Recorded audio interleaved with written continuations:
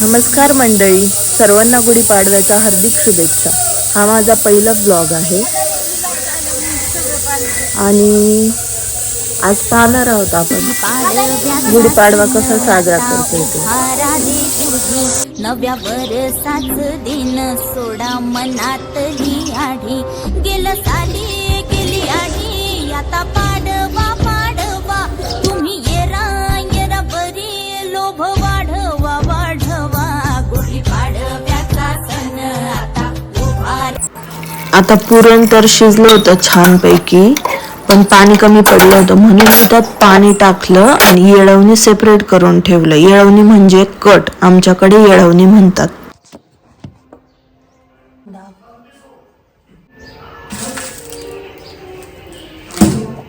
कांदा, खोबरं, ठीक आहे, एवढं कट करून घेते आधी.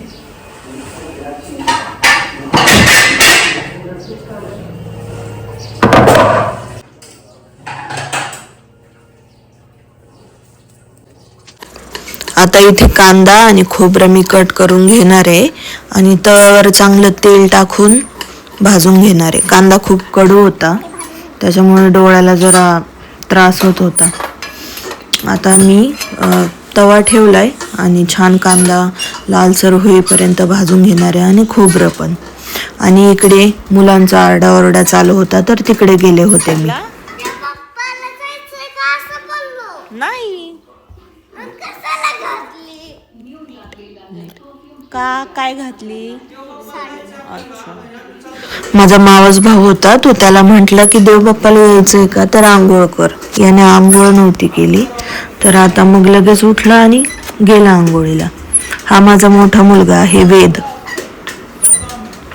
आणि एक छोटा मुलगा आहे तो आत्ता 7 महिन्याचा आहे, तो आहे निपुण. हा आहे माझा छोटा मुलगा, खूप शांत आहे, मोठ्यापेक्षा तर खूप शांत आहे. त्याचं काही नाही, त्याला एक फक्त माणूस पाहिजे खेळवायला. तो मस्तपैकी आपला खेळत असतो, अजिबात त्रास नाही देत, काही नाही. आणि त्याला फक्त हसायला पाहिजे, नुसतं हसायचं आणि खेळायचं, एवढंच काम आहे. पलची ना पल्ल पल्ल पल्ल पल्ल पल्ल पल्ल. अच्छा अच्छा पल्ल.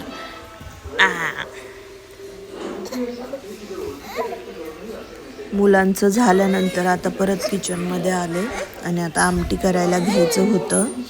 तर सुरुवातीला आता तेल टाकलं आमटीसाठी. एकदा अशी पण आमटी करून बघा, खूप छान होते. आधी तेल टाकलं, 4-5 पळ्या तेल टाकलं आणि खोबरं, आलं आणि लसूण वाटून घेतलं होतं बारीक केलेलं, ते दिलं तेलामध्ये टाकून आणि छान मस्त परतून घेतलं. त्याला थोडा फेस यायला लागला, मग टाकलं मी कढीपत्ता आणि मसाले तर मी आधीच काढूनच ठेवलेले होते.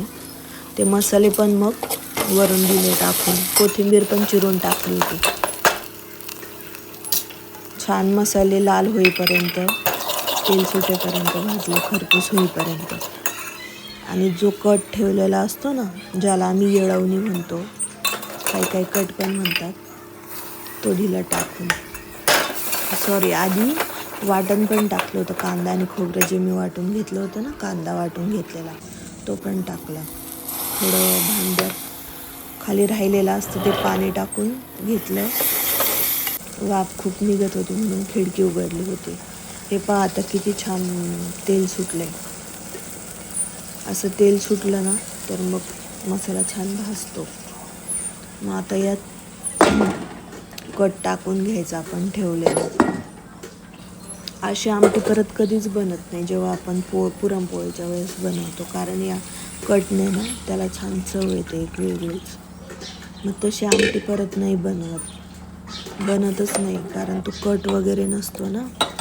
आमटी तर झाली होती. आता वेळ होती भज्यांची. कांदा चिरून घेतला होता, 2 वाट्या मी बेसन पीठ ॲड केलं असेल तर, आणि कोथिंबीर चिरलेली होती. नंतर मी जास्त ॲड केली, पण त्यावेळेस माझ्याकडे नव्हती, चमचा नव्हता. मग असंच हातानेच टाकलं. हळद थोडी चोळून, जिरी टाकली, लाल मिरची टाकली. मी सगळं अंदाजेच टाकत असते, चवीप्रमाणे मीठ टाकलं, थोडा ओवा, आणि मस्तपैकी मिक्स करून घेतलं सगळं.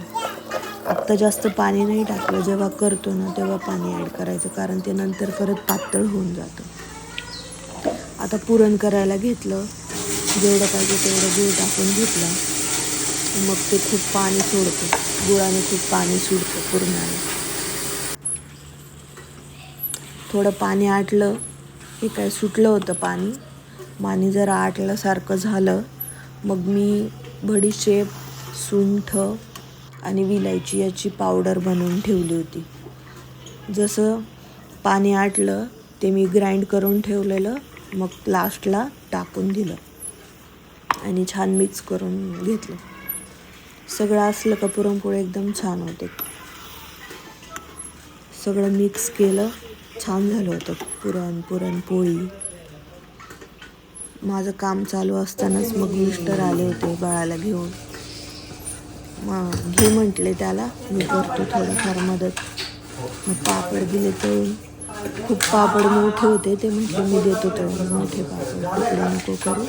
मग मी तसेच ठेवले आणि त्याला घेतलं. आणि थोडी मदत पण केली मिस्टरांनी. त्यांना आवडतं असं काम करू लागायला मला. थोडे 1-2-4 पापड तळले असतील. सासूबाई भांडे घासत होत्या तोपर्यंत. गप्पा मारता मारता पापड तळून दिले. आज सुट्टी होती गुढीपाडव्याची. भावाला पण आणि मिस्टरांना पण. कंपनी बंद असते गुढीपाडव्याची सुट्टी. मग नंतर बारक्याला झोप आली होती, तिकडं गेले. पण त्याचे नाटकं चालूच होते. पाहतच होता, झोपतच नव्हता. नाटकं केले आणि मग झोपला. पुरण वाटायचं राहिलं होतं, मग तिकडे किचनमध्ये गेले. सासूबाई पुरण वाटत होत्या आणि भजी पण करायची होती. मग तेल तापतच होतं, त्यात भजी सोडून घेतली. भजी खूप छान झाली, सोडायची पण गरज नव्हती. पीठ थोडं पातळ ठेवलं ना, छान भजी. तर आता स्वयंपाक झालाय करून. सासूबाई पोळ्या बनवता येते. पोळ्या झाले की जेवायचं. सकाळपासून आम्ही काहीच खाल्लं नव्हतं आत्तापर्यंत. 1-2 वेळा चहा झाला, कलिंगड वगैरे खाल्लं, भेळ खाल्ली.